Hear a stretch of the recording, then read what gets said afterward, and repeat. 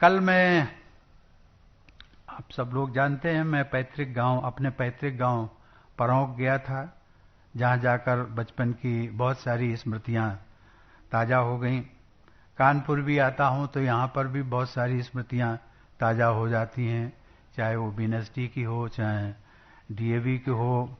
Hostel में मैं रहता था और ये मर्चेंट चैम्बर और ये पूरा जो हमारा माल रोड सीधा सिविल लाइन को क्रॉस करते हुए बहुत सारी स्मृतियां हैं। मुझे लगता है कि आज मैं जहां तक पहुंचा हूं उसका श्रेय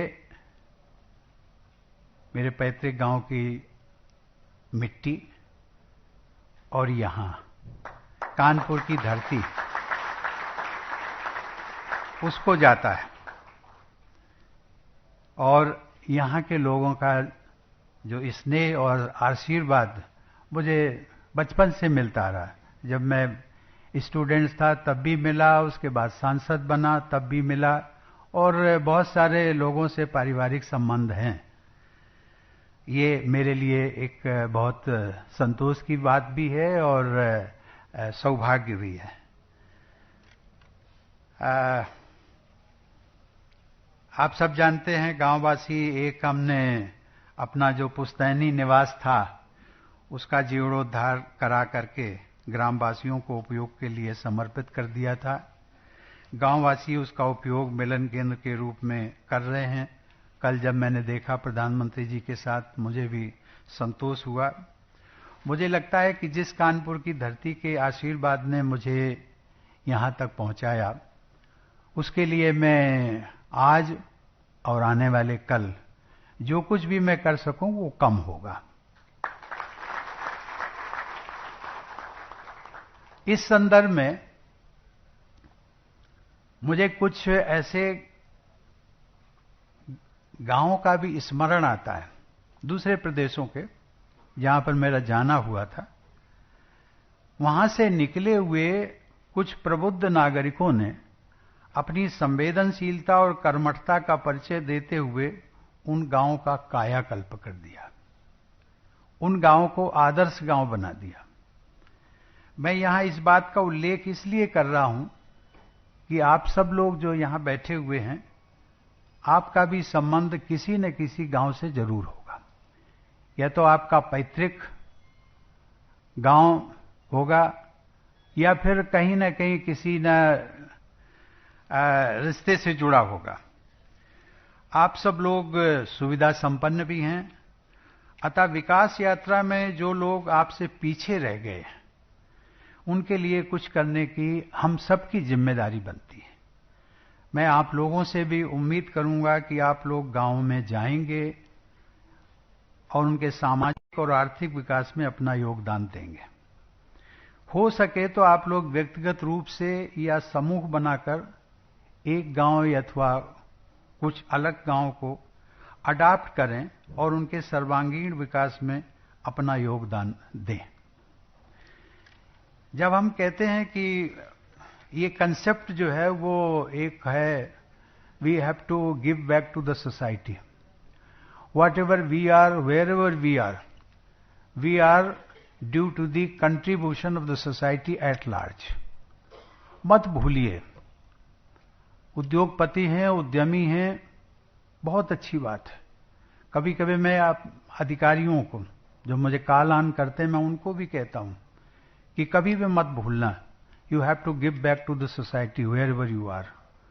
और जब मैं उनको कहता हूं कि कभी कभी वो कुछ लोग पूछ देते हैं कि आप क्यों कहते हैं कि मैं पढ़ाई लिखाई मुझे की यहां तक पहुंचा तो मेरे इसमें माता पिता का योगदान है, मेरे रिश्तेदारों का योगदान है, मेरे टीचर्स का योगदान है, समाज का योगदान नहीं है, समाज एट लार्ज।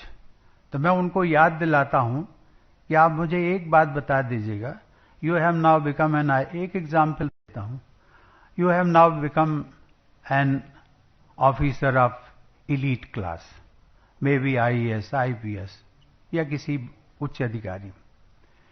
आप जहां रहते थे वहां से आपको दिल्ली जाना पड़ा, दिल्ली स्टेशन पर उतरना पड़ा, स्टेशन से आपको, वहां कोई रिश्तेदार था, आपको गाड़ी लेने आई थी? कहते नहीं।